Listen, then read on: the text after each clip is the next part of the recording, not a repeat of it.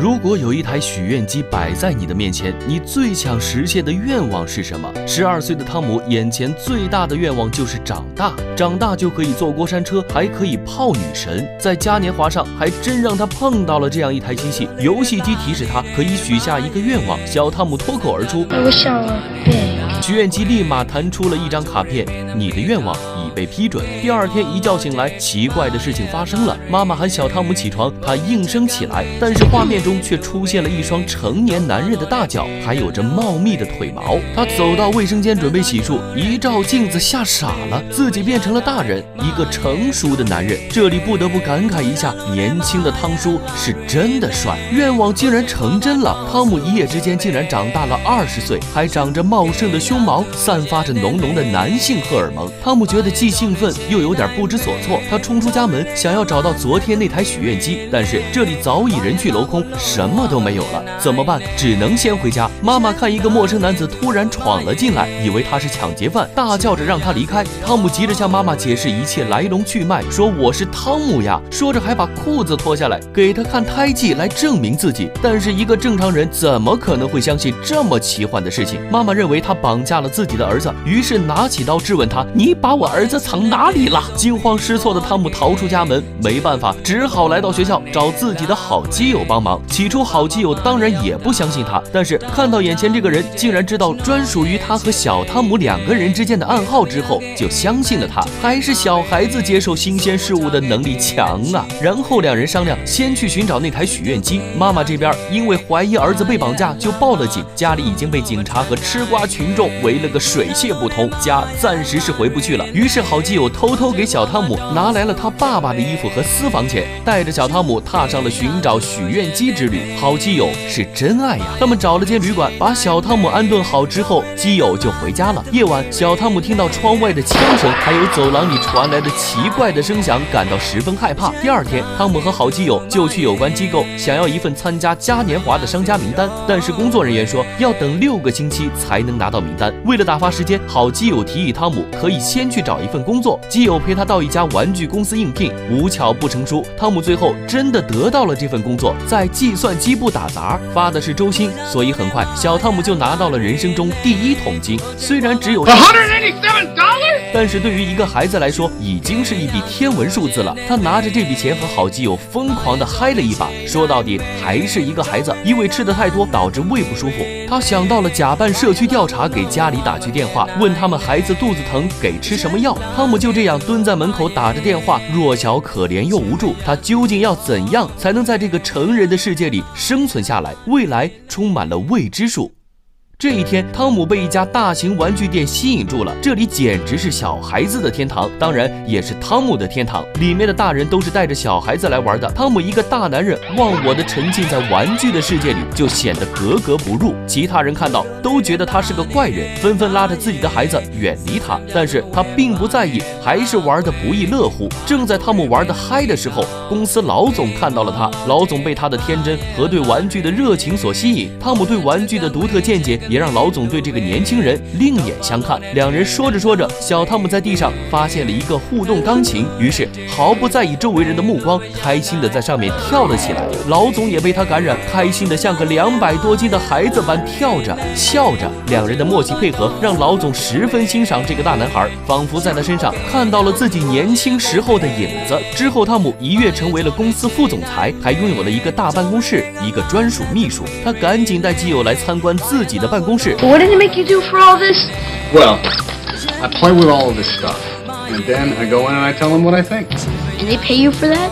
Yeah. 我的天，这不就是我们小时候梦寐以求的职业吗？工资水涨船高，汤姆也从之前的小旅馆搬进了大公寓，人红是非多。汤姆的快速晋升引起了一个同事的嫉妒，他觉得汤姆这么快就可以从一个打杂的摇身一变成了副总裁，太不可思议了，肯定是来者不善。但是当他把这个想法告诉女友小花之后，小花却并不在意，相反，单纯天真与众不同的汤姆激发了小花的好奇心。于是在一次公司举行的舞会会上，小花主动上前与汤姆搭讪，两人随后一起来到了汤姆的公寓里。进门后，小花惊呆了，哪个成熟男人会在家里放满游戏设施，甚至还有个自助贩卖机，简直就是小型的游乐场呀！小花当下就觉得这个男人好单纯，好不做作，好喜欢。你好坏哦，我好喜欢。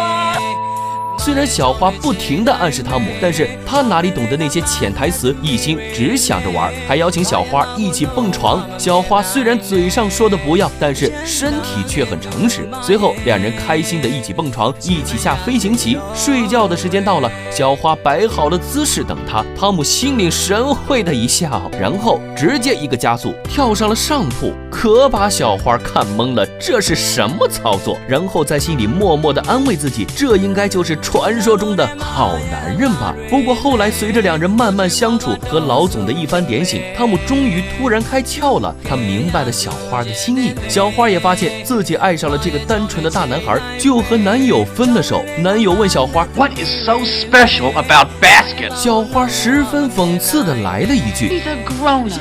这天汤姆生日，他带着小花来游乐场玩之前自己想玩却不能玩的过山车，然后一起玩游戏机，相拥跳舞，顺理成章地发展成了情侣。果然一长大，过山车坐上了，女神也撩到了，事业爱情双丰收的汤姆可谓是走上了人生巅峰。经过这一晚，第二天汤姆简直大变样，一直穿休闲装甚至有点童趣装的汤姆竟然穿起了西装，还学着大人装模作样地喝起了咖啡。 I'd like some coffee, please. 他变成了大人。汤姆沉浸于爱情的滋润之中，慢慢忘记了自己的真正目的。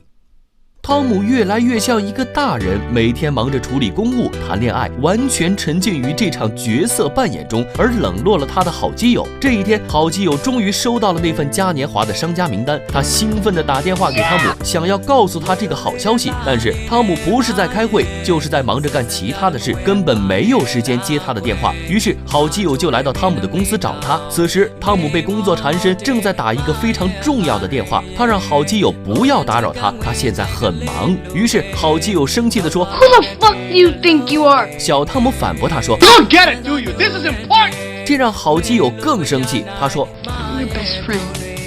What's more important than that, huh? 然后转身就要离开，临走前还说了一句 I'm 3 months older than you are, asshole. 不久前还穿同一条裤子玩泥巴的小伙伴，突然就变成自己不认识的模样了。友谊的小船说翻就翻，但是好基友的到来也点醒了汤姆。当天晚上，汤姆再次打开了游戏机，玩起了之前自己玩的游戏，他好像又回到了13岁。第二天，汤姆看着街上的孩子们，他意识到自己虽然现在是个成功的大人，但是却少了一段非常重要的时期，那些人生必须经历的过程自己没有经历过，这样的人生是不完整的。所以他下定决心要变回去。他向女友说出了所有实情，结果可想而知。女友觉得他是想不负责，所以随便找了个垃圾借口想要分手，两人吵了一架。但是晚上，小花在汤姆的钱包里发现了他所说的许愿机里出来的票，然后经过第二天一整天的观察，他好像有点相信汤姆说的话了，不然怎么解释他为什么这么单纯不谙世事，却对玩具这么在行呢？这时好基友终于找到了那台许愿机，告诉了汤姆这个好消息。汤姆当时并没有多大的反应。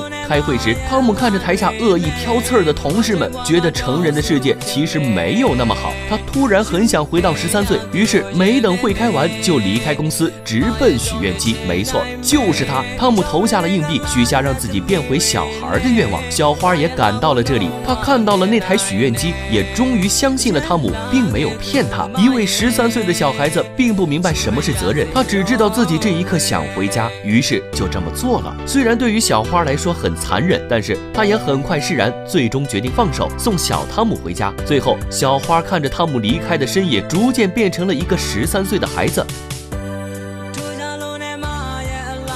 两人相视一笑，一切都像是一场美妙的梦。故事到这里也结束了。小时候的我们也有想过快点长大，但是当我们真的长大成人，身上越来越多的压力和责任，让我们喘不过气来的时候，我们又想回到无忧无虑的小时候。不管怎样，当下的每一刻都是未来时间里我们最年轻的时刻。生活中所有的酸甜苦辣都是我们生命中的宝贵财富，只有经历过，生命才会完整。愿我们都能不负光阴，把握好当下的每一分每一秒。好了，今天的节目就到这里，我是独立鱼，记得点赞关注，陪你看电影。